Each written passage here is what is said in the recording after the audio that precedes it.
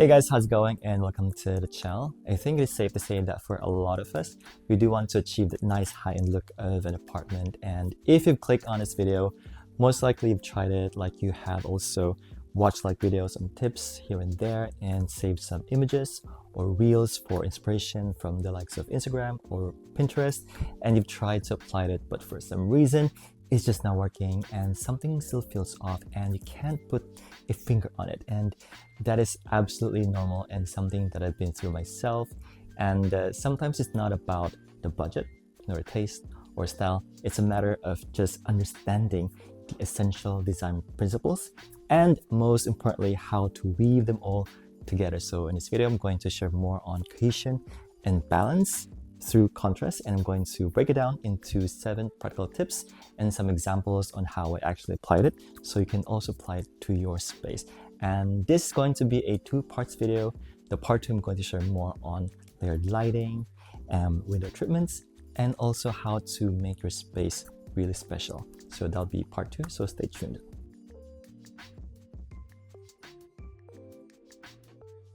The first one, and I think the most important one, is cohesion. So cohesion is the one that really separates an average or nice looking space to a really well designed one. I mean, you can have all the expensive luxury furniture all you want, but if they don't connect well, if they're not cohesive, there's a bit of disconnect and it's not gonna work out. And just imagine someone, let's say, wearing a Louis Vuitton monogram jacket with Fendi shirt and also Gucci sweatpants and Chanel accessories and stuff, and collectively it's worth a lot of money, but then again it doesn't look nice, it looks tacky even.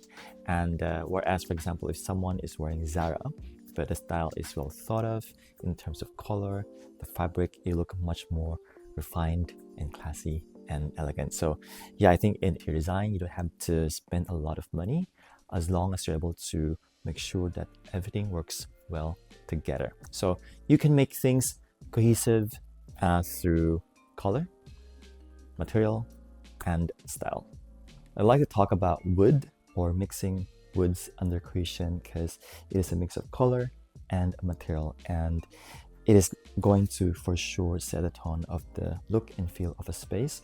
When Johnny and I first moved in together to a different apartment before, I had to buy all the furniture, and it was a huge headache for me because I had to browse in my Taobao or the Amazon of China, and I had to there's a lot of selection of the different kinds of color, the kind of wood, and it was a headache because I had to envision everything like how it looked like side by side and also as a whole.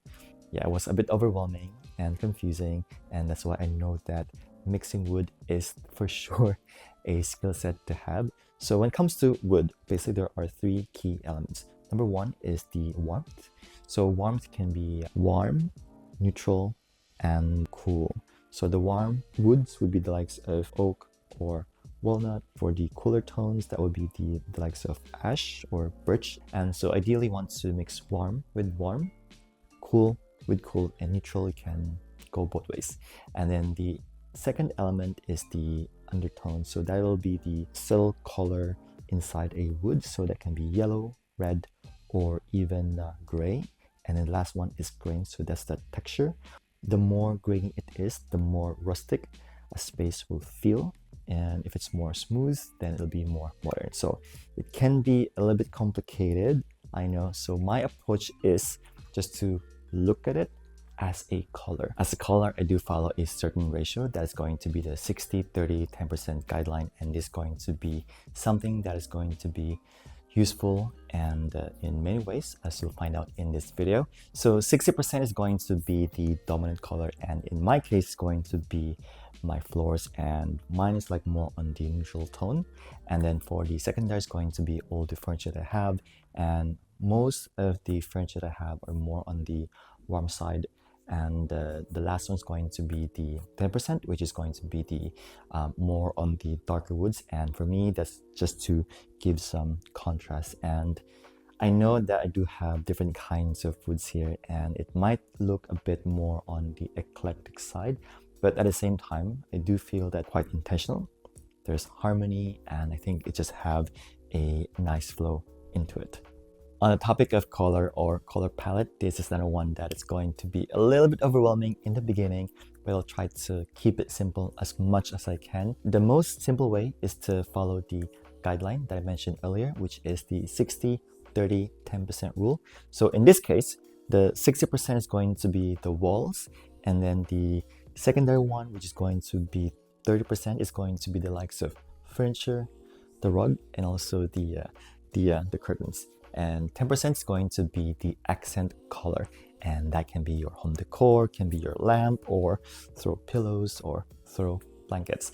And for accent color, you can choose as much as you want, so you don't have to limit yourself to just one accent color. So how to pick colors? You can choose the color and draw some inspiration from your artwork or from the rug, or you can also pick one like your favorite color and go to the color wheel for some inspiration. And that's how you actually build a color palette. So you can either use the analogous, wherein the color are right next to each other, or complementary, wherein it is the opposite side of the color wheel, and there are other ways which I'll show in a chart right now. For me, I built my color palette based on this painting, which is also the focal point of the living room. And when I did this painting, so yes, I did this myself, I chose red because I wanted to have some warmth to the space. And from there, I went to the color wheel and I chose green because it is the complementary color of red. And from there, I pulled the colors based on the painting, which I then repeat many times in this space, and that can be through the likes of home decor like this horse and the bowl, and also the throw pillows and books and whatnot. And as you can see that I was repeating all these colors but in different shades, tints, and tones. So that's a key thing when it comes to using accent color. You want to repeat them but not the same exact color, because otherwise it'll cheapen the look of your space. And think of it as a gradient of color and not just a pop of color. Actually, I also have this throw blanket, and it is also a mix of green and red, which I think it's somehow helped to also tie everything together without being too matchy. Another way to make your space look cohesive is through materials and design style. So materials can be the likes of wood, steel, stone, and the key thing is you want to repeat it multiple times.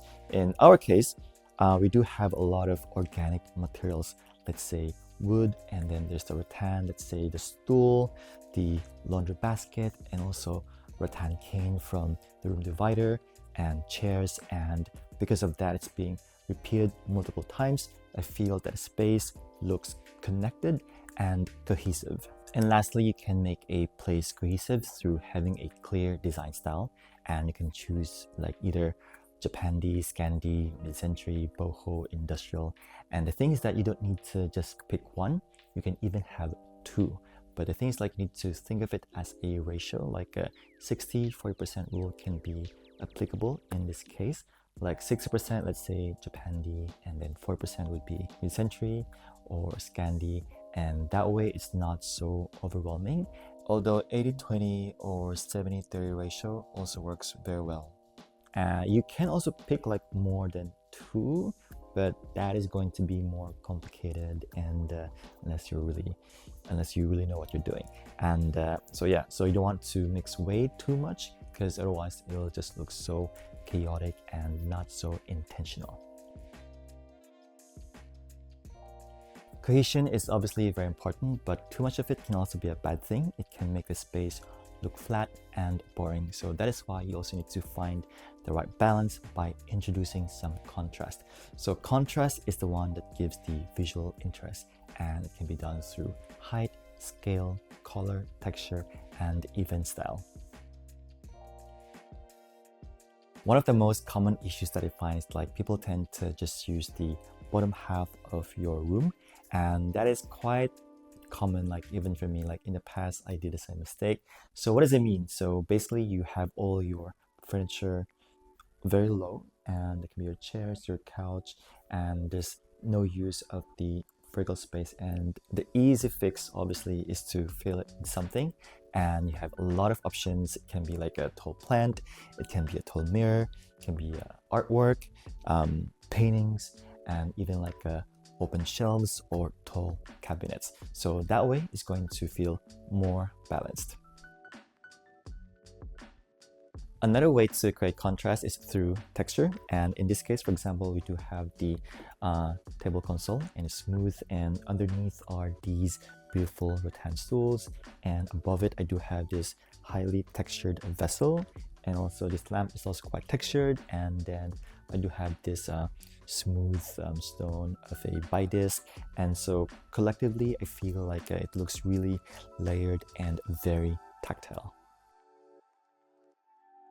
Contrast can also come from pairing different tones and characters, like something old and new, light and dark, or sharp and round edges.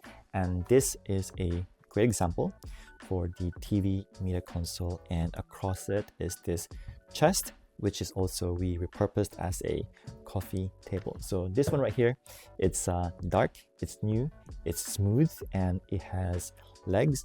And this one right here is really old. It's about 100 years old.